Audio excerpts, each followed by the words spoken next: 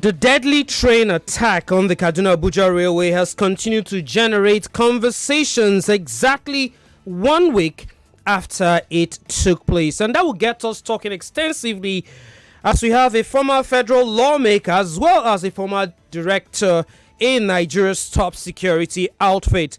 Well, lovers of football and the Super Eagles are still reeling from watching their darling team, the Super Eagles, lose out of a place at the 2022 FIFA World Cup.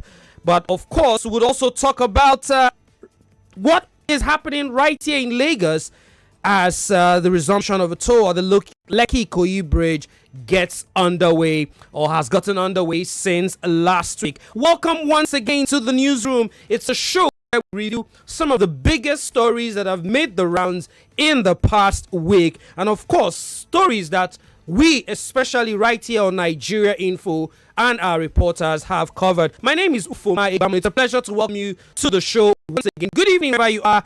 And I've got my co-host back after a 1 week. He ran away for 1 week. Shakumaku Master. Hey, I don't even know how to say that in it. He's joined the gang. Makushi. I haven't joined any gang. Brilliant Shakumaku to everyone in Lagos. How was your holiday? It wasn't a holiday. It was what? It was a mental breakaway. I know. Let me just even announce here that next week Aghogho will be doing this show. Not alone. Most likely he would have Yvonne or Haifo joining on the show because I'm going on my own mental breakdown or whatever Aghogho called it. But we're trying to, muster up some laughter here, but it hasn't been a very great week for Nigeria security-wise. And that's where we will start the conversation this evening. Guys, join us on our Facebook portal. It is Nigeria Info 993. Nigeria Info 993. We are streaming this conversation live there. You could also join us on YouTube. It is Nigeria Info FM. Well, let's get this party started quickly because, of course, we will be talking about last week, Monday night, where a terrorist attack on passengers occurred on the Abuja-Kaduna railway. Well, as of today, here's what we know. We know that 8 persons have been confirmed dead.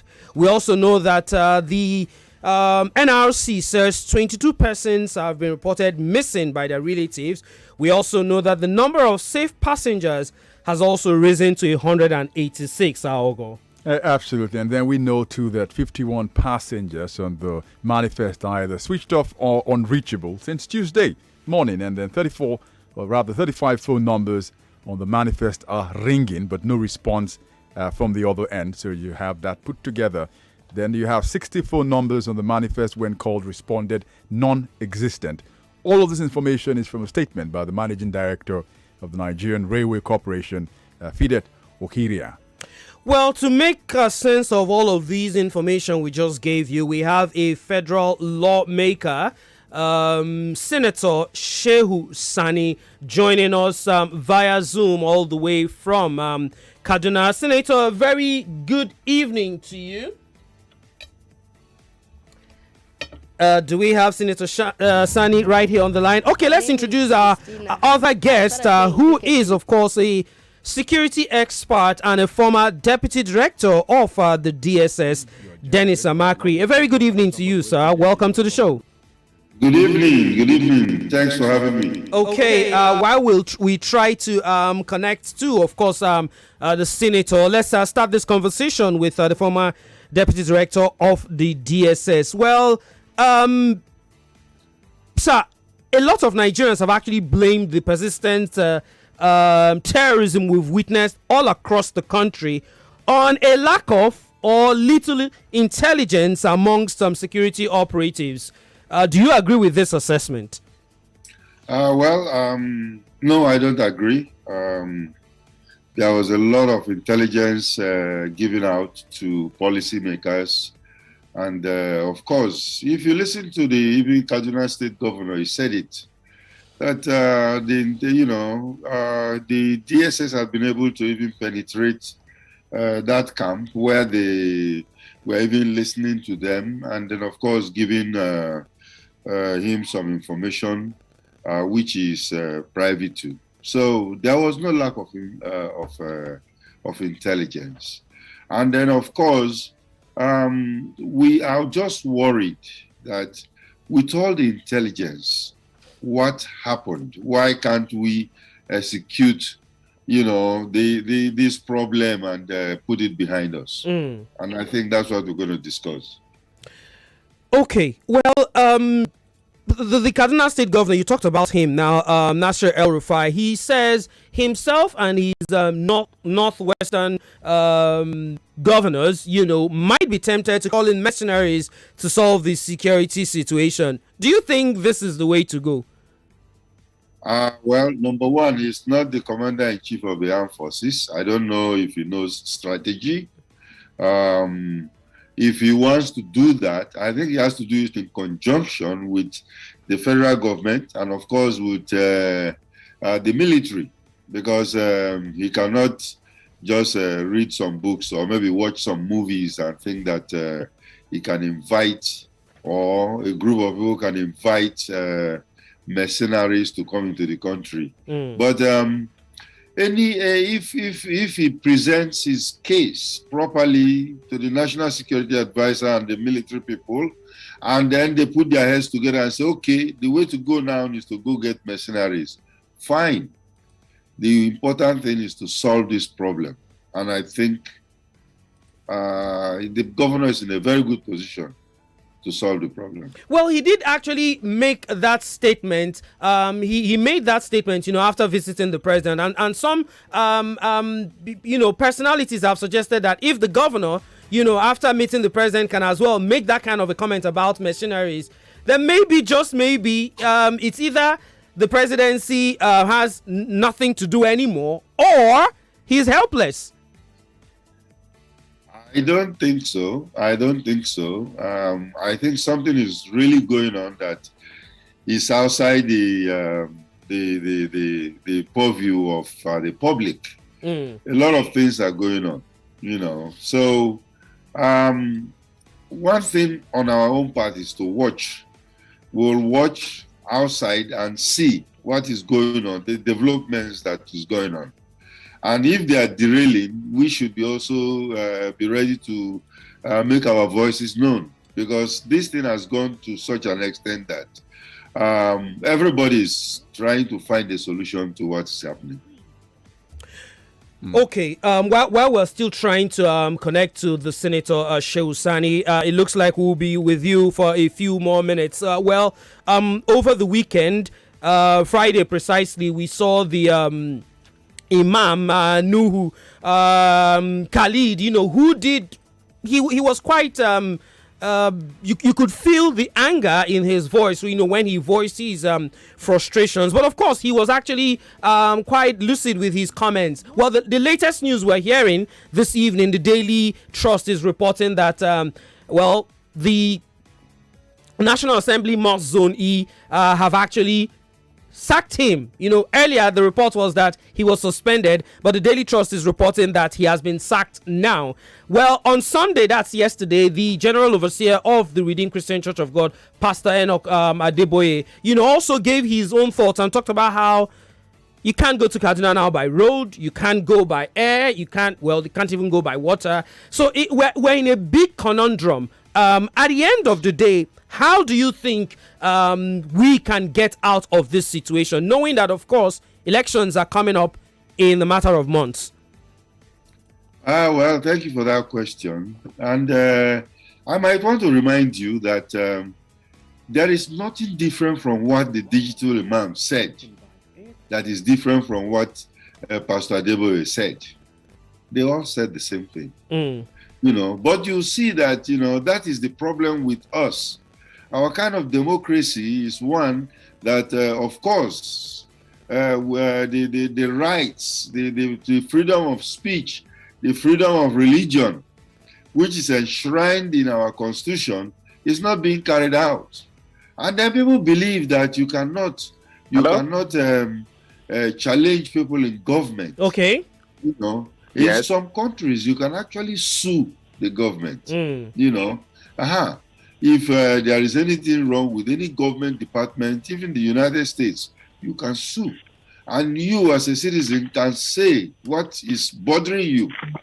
And if I listen very carefully, the imam himself blamed himself that he has failed. Yes, he actually did. Before he mentioned other persons of people that have failed.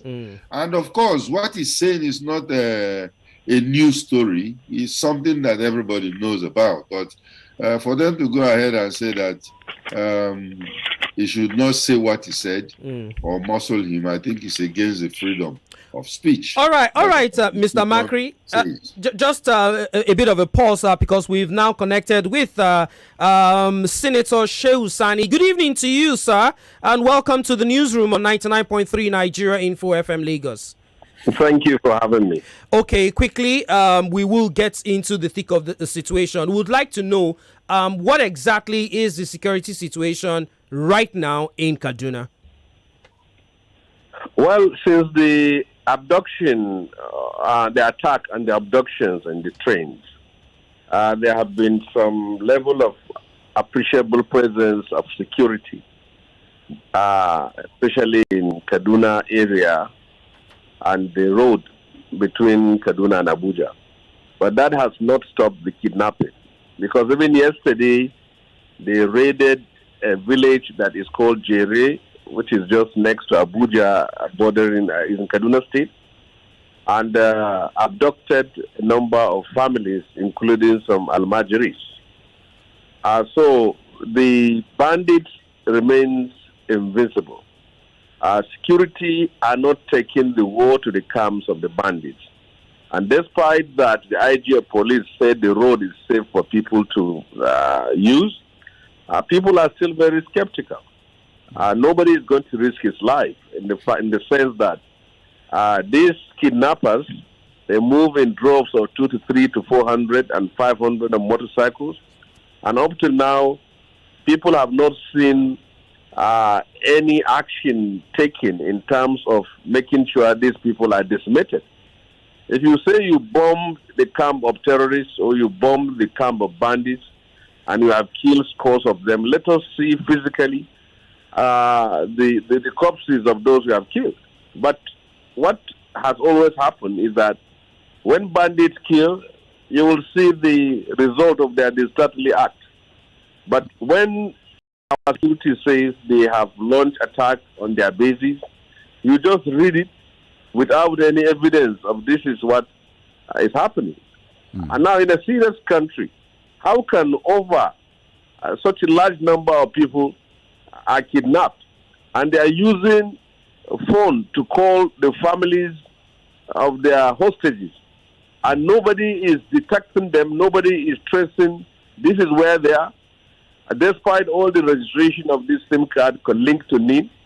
I just can't understand what is happening in this country. But we are tired of all these assurances. We want to see concrete result on the ground that actually action is taken. But Senator, you would agree that the federal government earlier today did make that pronouncement that starting from today, if you've not registered your NIN, calls will now be barred. Don't you think that's a great step from the federal government to ensure that this complaint you just made now will be sorted out? Well, you see, you ask them, what has the federal government been doing all these years when this terrorism has reached to this point? At a certain time, they even shut down some communications in some parts of the country. Sure. You can't make call and nobody can call you. And then you can see that a serious country with the necessary technology as we have here at the Nigerian Communication Commission, if you make calls, it's easy to know from where you are calling and who you are calling and who you are discussing and what you are discussing. But this has been going on time and time again. You don't even have to say that you can make calls, you can only be called. If we can utilize the facilities we have on the ground, they can easily track down these bandits and these terrorists. Now in our own city, we cannot move 1 kilometer outside of Kaduna. You are in the hands of bandits. We use the roads, the bandits blocked it. We use the train, now they have bombed it. Our airport now, to even move from the town to the airport, you get into trouble. Nowadays, nobody believes what the government is going to say, is saying about terrorism. Senator Sani. When students of Federal College of Agri-Mechanization were kidnapped, over 200 million naira was paid as ransom. When students of Greenfield University, Kaduna were kidnapped, over 200 million naira was paid as ransom. When students of Bethel Baptist High School were kidnapped, the same amount of money. Now, parents and family members are simply waiting for kidnappers to call them and pay ransom. They don't want to hear anything about any action being taken because it's all noise. Right, Senator Sani, thank you very much. You do confirm the reports about the payments of ransom. I remember having the conversation with Reverend Joseph Hayab of how much was paid for the Bethel children who were abducted. But help us understand this. You've mentioned the carpet bombing that happened for a while. You've mentioned the shutdown of network in certain local government areas. Now the governor of Kaduna State, Nasser El-Rufai, is in the news because he says he's frustrated with the system. He wants mercenaries, if he's given the option, to come deal with it. Do you support the introduction of mercenaries in helping bring security and sanity back to Kaduna State? Well, it is interesting to see him being converted as one of those who are lamenting on security issues in Nigeria. People like him and his own aides have fought me for years. Each time to speak about security. They referred me the president, the government of the government. Now they accepted that they are to terrorism and banditry. So solution he is giving is simply, but I can say it very clearly, it is region into with consultancy. That is contrary to the constitution of federal. Only the federal government that can do that. That's one. Secondly, if we can equip our security agencies, and if we can use the local volunteers and vigilantes who have been working day and night, give them the necessary weapon and support, I believe that they can be able to tackle this. But these bandits are more afraid of vigilantes and volunteers than they are afraid of security agents, because vigilantes are local people. They know where the bandits are. They know how they can get them down. But they don't have the sophisticated equipment which these bandits are using. I said it very clear. If the security agencies and the government cannot protect our ancestral land, they should allow our people to own an equal firepower like that of the bandits and see who owns this land here. How many of them are there? How many bandits do we have? Out of 5 to 1,000 of them or 10,000 of them, we have hundreds of thousands of people who can fight here. But the security are simply not doing anything. Most times, these villagers will say that we'll make a distress call and say about 500 bandits are passing by. Take action. Before any security agents reach there, it will going to be 1 hour to 2 hours. Before then, they have disappeared into the bush. So if we are interested in fighting this terrorism, fighting these bandits, we must have a proactive security agent that will act without waiting for directive from anywhere. Criminals are criminals, bandits are bandits. We have to take action immediately. Okay, Senator Sani, finally on this issue, if you were still a lawmaker, would you vote for a state of emergency, not just in Kaduna, but some of these troubled states in the northwest part of the country? What can state of emergency do? In Kaduna has the highest number of military facilities in Nigeria. And bandits are launching attacks everywhere. They even launch attacks in Nigerian Defense Academy. Nobody resigned. Nobody was sacked. The Federal School of Forestry Mechanization is next to Nigerian Defense Academy. People were killed. And now, in Niger State here, very close to Zumaro, there is a barrack they call Zuma Barrack. Bandits launch attack and kill soldiers inside the barrack. They launch attacks in Jadi. They move. Not even military or police formations are safe.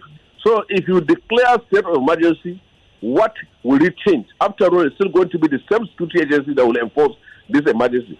What has changed now? If our security agents cannot fight this battle, they should hand over this battle to the masses of our people who are ready to take on this bandits. That's my own solution. Okay, thank you very much, Senator Sani. And our final question to you, Mr. Makri, where do we go from here? What's the way forward for us?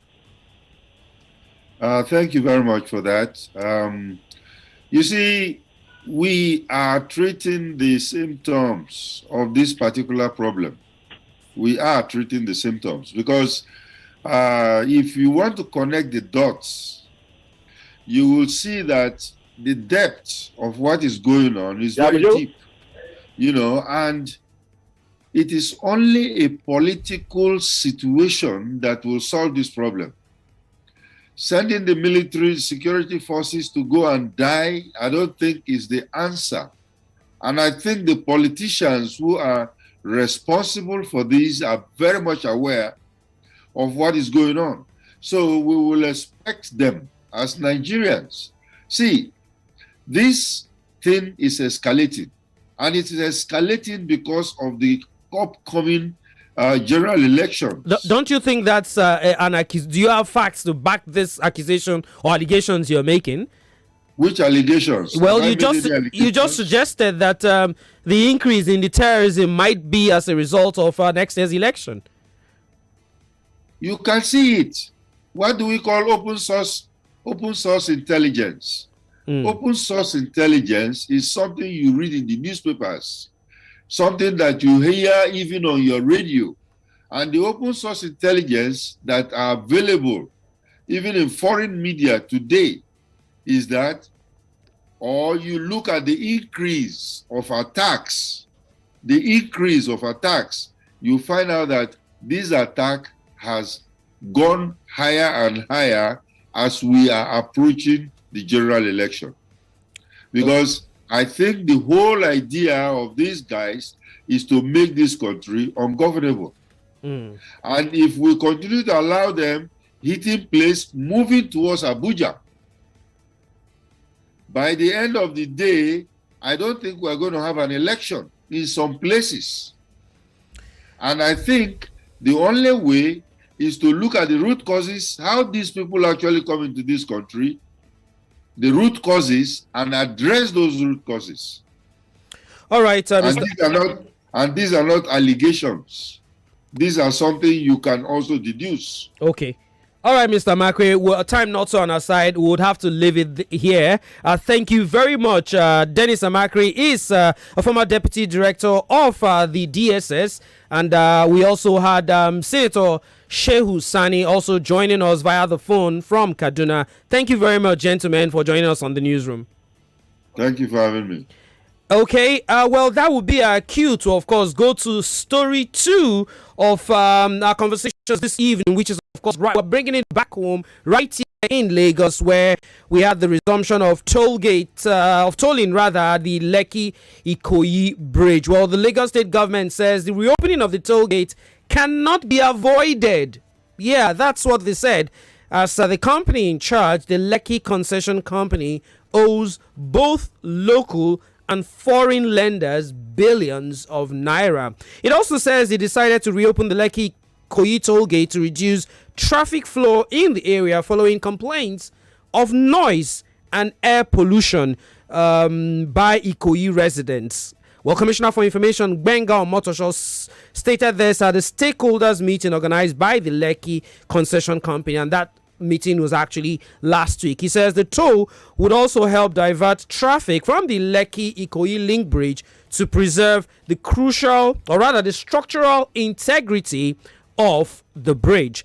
Well, his statement actually drew condemnation from stakeholders at the event, who insist that the government is not sincere about the reason they intend to resume tolling. President of the Lekki Estates Residents and Stakeholders Association, Olorugun Emadoye, says toll resumption is unacceptable. That was actually him. There were also other celebrities, Aghogho, who talked about the situation there. Yeah, we got MI, there was Banky W, Mr. Macaroni. They all spoke at that event. They said the reason for strongly opposing the toll is to prevent youths from taking to the street to express their frustration over the decision by the government. They emphasized that it is wrong to reopen the toll gate when justice has not been served, and the hashtag #EndSARS protest that led to the closure of the gate in the first instance. One of the many issues that have bothered Lagosians is the question of debts. The Commissioner for Information and Strategy, Gbenga Omotosho, who referred to earlier on, said that the government is yet to refund the money. It's borrowed from both the local and international lenders for the bridge's construction. But by how much? The government explained this in an interview we had on Daily Digest, which is hosted by GB Disu. So let's hear him. About 4.1 billion, 4.9 billion. The government went to raise money to build the road. As of today, Lekki Concession Company is showing about 11.6 billion naira to local lenders and international lenders, including African Development Bank. They are being owed $31.1 million. Apart from that, there are 500 workers, at least 500 workers working in that place. Most of them are young people with a young family. For 18 months, they have not had a cover. Some of them have earned half salary, but they need to return to their job so that they can get back to their normal life. That was, of course, Bengal Motor Show right here on Nigeria Info's Daily Digest. Well, we've got our correspondent, Emmanuel Onwuka, right here in the studio. Emmanuel, it looks like every week you're always here. You're jumping from Apongbo to Lekki to everywhere. Everywhere you go, it seems that's what you do, Emmanuel. You were at that meeting, the stakeholders meeting last week. Yeah. And you were there last week, there earlier today. Tell us what's the agents in the meeting got that 7% of the security agents that were there or security operatives that were there last week were not there anymore. So last week we had Black Maria vans, those vans that signify that anybody that come close, you're going to the van. They were there last week all the way, but when I went there today, they were not there anymore. We had less security operatives standing around the area, safeguarding the place, and we had more traffic flow in that area, so to speak. More persons becoming more aware about it. But the test run was still going on by the time I got there. The test runs were going on. They had some security men standing around, so everything is just like normal, and that's just how the situation of things there. But one thing is very clear: a lot of persons are asking questions. A lot of persons have become more aware about something going on at the Lekki-Ikoyi toll gate, and it might surprise you. Some persons I even spoke to today were not even aware about this whole issue that we've been talking about. I've been trending online ever since. They're not just aware at all. And that's like the situation of things there. Some of them I even spoke to that I saw that were getting e-tags. I saw some persons getting e-tags, and I spoke to them and inquired from them, there's a situation going on and you're getting e-tags. Why are you getting e-tags? And they told me that their businesses have to run, despite the whole issue. And they just want to be in the middle. They don't want trouble for themselves. They have businesses that, they have to shuffle from the Lekki down to the mainland. And this is like the best route for them. So it should not affect their business. They have to be effective. They can't start sending emails or messages to their customers and saying, because of the tolls, we have to take alternative routes, and then we arrive late at the destination. Let's take, for instance, delivery guys, and some other persons that have to make use of that road. Yeah. Right. Ever since you had that toll protest happened, 2011, I think, if I'm not mistaken, you've always had tension in that area, and I can imagine it's one thing for those who were on the road not to be aware, but those who were in that stakeholders meeting were definitely stakeholders. Yes. And they had their emotions running high there. Give us an idea of the things you had there. So yes, emotions really ran high that day. I remember there was a brief altercation between the Commissioner of Transportation and the stakeholder who identified himself as a previous or a former commissioner in Lagos State here, and he was very after they gave their own thoughts on the issue, and the commissioner responded to them and told them that we've heard you, we're going to get back to the governor. And he stood up and was like, is that all? Like, is that all? Is that what you're going to tell us? And everybody had to start telling him, Oga, calm down, Oga, calm down. Like, people's emotions were running high, and people came. I can understand. They came prepared. I feel that the commissioners were very overwhelmed at that event, because the responses that they were giving, the statements they were making, showed that, you see, these guys. No. I heard the voices of the guys there when the commissioner talked about he said noise pollution and environmental pollution from Ikoyi residents were one of the reasons why. And then everybody was like, "Whoa, where did that come from?" We don't matter. Like, only Ikoyi residents matter. Like, the noise pollution and the environmental pollution, one of the reasons for the reopening. Yes, that was one of the key things they said. Ironically, it takes me back to my days in school where we had highway engineering and transportation planning. And the reason for the toll gates was so that you could prevent combustion from happening. Unfortunately, the congestion that happens at the Lekki-Ikoyi Expressway and on the Link Bridge is the reason why you should not have tolls from a planning circle, because they contribute also to the pollution that happens, unfortunately. Okay, we would have to leave it at that. Let's move on our final topic of the day, and it has to do with Nigeria's Super Eagles crashing out of the 2022 World Cup. Nigeria will not be in Qatar. That's not news, except maybe you are in planet Mars or planet Jupiter. Ghana's Black Stars forced us to a goalless draw in the first leg about 10 days ago or thereabouts, and then came to Abuja last week and held us to a goalless, or rather a 1-1 draw. That meant that, of course, Nigeria were knocked out of the of qualification on the away goal rule, and we have our Nigeria info correspondent Serafina Napoleon joining us right here in the studio. Serafina, a very good evening to you. It's not a good evening, Ufuoma. It's not a good evening. You literally dragged me to this studio. Well, Serafina, before you start complaining, let me also welcome veteran journalist and the publisher of ACLsports.com. He's my Egbamuno. It's good to see him joining us via Zoom all the way from the UK. Calvin Onwoka is his name. A very good evening to you, Calvin. Good evening, Ufuoma. Good evening, everybody in the studio. Hi, Fina. Hi, Uncle. Well, can you stop all that pleasantry? We do not have so much time. Guys, quickly, it's been like a week now since the Abuja disaster. I would just like to hear quickly from you guys how it felt like after the final whistle in Abuja last week. Let me start with you, Calvin. Actually, to be honest with you, it was a halftime that I realized that this won't work. You don't be. It was a halftime. I spoke to quite a number of people at halftime. I asked them that I don't know where we're going to get this goal from. I just looked at how we were playing, and I didn't see a rhyme or reason to the way we were progressing the football. And we were probably just going to hope on we were hoping on Osimhen walking out and just something deflecting off somebody and going in. But in terms of coherent, cohesive, attacking football, there was none coming out on the day.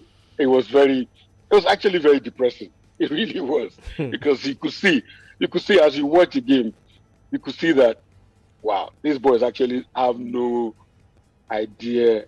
There's nothing that was told them that this is how we're going to go about sorting out this problem that Ghana have already posed for us with their away goal. Sarafina, what about you? At halftime, I was happy, thinking that probably the second half we're going to see something different, but the second half was totally worse in terms of performance, because I remember at some point Victor Osimhen was good in the air, also as a proper positioning in terms of the number 9. He was dropping down to the midfield to go pick up the ball and try to create passes. And when you see your top 9, whose job is to convert the goal for you, leaving his designated position to drop down to the midfield, then you know there's a big problem. Couldn't even there was no transition from the midfield to the final third. It was really, really bad. And the changes from the manager also did not help. How do you explain that you have 3 strikers on the pitch at some point, and you're not asking yourself who's going to create for these strikers? So they did not really play to the strength of Victor Osimhen. We know Victor Osimhen is good in the air, knows how to hustle for the ball and all that, but on that day nothing just worked out for the team. Okay, all right, nothing worked out in the field and even out of the field. And Calvin, you had that horrific incident we saw after the game where properties were vandalized. You had CAF official Joseph Kabongo died after suspected heart attack. I mean, Serafina, you're there live, so you saw this whole thing play out. So we'll come to Calvin, who watched also TV like the rest of us. He was there. He was at the stadium. He was at the stadium. I have a clip of him. He wanted to cry. Who wanted to cry? Calvin. Calvin, yeah. Okay. Which one will go first? Age before beauty. I guess Calvin, you go first then. You know what? I think we've been very unfair on the Abuja fans.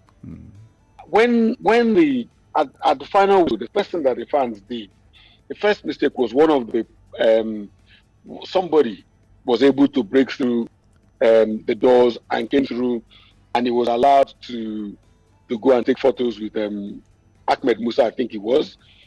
And then after that, a lot of the fans got onto the pitch. I insist, they got onto the pitch not with the aim to vandalize.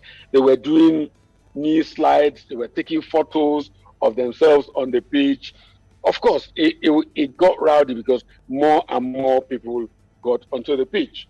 However, things took a downturn when the most incompetent set of incompetent people in our society, the police, fired tear gas. It was as soon as they fired tear gas that all bets were off, because that was when the guys now got angry and then they started to destroy things. Before then, there was no destruction taking place. I was actually observing everything that was going on, and I was thinking, look at these boys. So in all of this defeat, what people are happy about is that you're sliding on the pitch and taking photos, taking selfies with each other being on the pitch. It was as soon as the first tear gas canister was fired that I think that got them annoyed, and they started taking away some of the posters and all of that in the end. So it got rowdy from there on. To be honest, the whole system of crowd management in the stadium was pathetic. It was disgraceful. There's nobody in this. The people who were in charge, they should not be allowed to govern. They should not be allowed to arrange children's party again. Not to talk of arranging a football match. It was. We're fortunate. I'm telling you guys, we're so fortunate that a stampede did not start in the stands. True. If he had, we'd be talking about hundreds dying on the day. It was disgraceful. Serafina? Yeah, quick one. It mentioned something about when the tear gas was released. That was when they ran onto the pitch. Even when they ran onto the pitch, they didn't even go for they didn't touch the Ghanaian, the visiting side. Talking about the players from Ghana on that particular occasion. The reason why the players had to run for safety was because the crowd. You needed to see how they rushed onto the pitch, because everyone was trying to run because of the tear gas. So that scared the players. They didn't go at the players. The players had to just leave the pitch on that particular occasion to avoid anything. And even when they started destroying properties, at first they didn't even touch the seats that were allocated to the Ghanaian players. They didn't touch their stand. They left there and went to the Super Eagles side. That was when they started destroying things. As regards the tear gas, I personally think there was no need for that, because the first person that ran into the pitch just went. I was seeing him. He went with his phone and just stood near the Super Eagles player to take a selfie. And the Super Eagles player was there. He took the selfie with the young man. He didn't even push him away. He took the selfie. Then after that, other people saw him that we can actually take pictures with these players, and that's when all hell lost. Okay, unfortunately, time not so on our side. So, Calvin, I'll ask you this quickly. What is the cost of Nigeria not qualifying for the World Cup? Because we have the worst NFF administration ever in my lifetime. Amaju Pinnick has only been interested in pushing his self forward to get as far as he can with CAF and FIFA, because that's the only reason why he would go ahead to sack General Raw without having a competent replacement in position. For me, it wasn't the sacking of Raw that was the problem. It was not having a competent replacement in place. I checked, like I said somewhere, the chat I had with somebody who had first told me that Raw had been sacked on the 17th of November. And the first thing I told them was, make them not give this job to Egu. Egu no fit do this job. I said it at that time, that he can't do it. So we need to have a competent replacement for Raw. We didn't have a competent replacement, and that is the main reason why we're out. In 1 minute, what is the cost for us as Nigerians? What's the economic... Biola Kasim was saying something at the stadium on that day. I think the cost will be about 102 billion naira. In cost, 102 billion naira. I remember when England missed out on Euro 2008, and they did a cost analysis of it here. It was huge. It was about 12 million. It was about 12 million pounds. They cost it at the time in 2008 for England missing out on Euro 2008. So it's the same way for Nigeria. Imagine, Ufuoma, you guys would probably have been in Qatar producing this program from Qatar. Mr. Calvin, please, can you not start that conversation because I'm already getting angry. But that will be that's where we are going to leave it. Thank you very much, Calvin Onwoka, publisher, aclsports.com, and of course our troublesome Nigeria info correspondent Sarafina Napoleon. I'm now a field reporter. I don't do studio work. They're not coming to this studio. We also had Emmanuel Onwoka joining us and talking about the Lekki toll gate. And of course, earlier on the show, if you missed it, we had former federal lawmaker Senator Shehu Sani, as well as ex-DSS Deputy Director Dennis Amakri. It's been a wonderful package. On today's edition of the Newsroom, Aghogho. Absolutely. We'll be back again next week. Yeah, you will be back next week. Yeah. I will be on holiday. My wife will be around, so hopefully I would have fun. But guys, take care. If you missed this show, well, you can watch it again on our Facebook portal, Nigeria Info 993, or our YouTube page, Nigeria Info FM. From me, from Egbamuno, and the rest of the Newsroom, thank you very much for joining us, and have a very wonderful evening.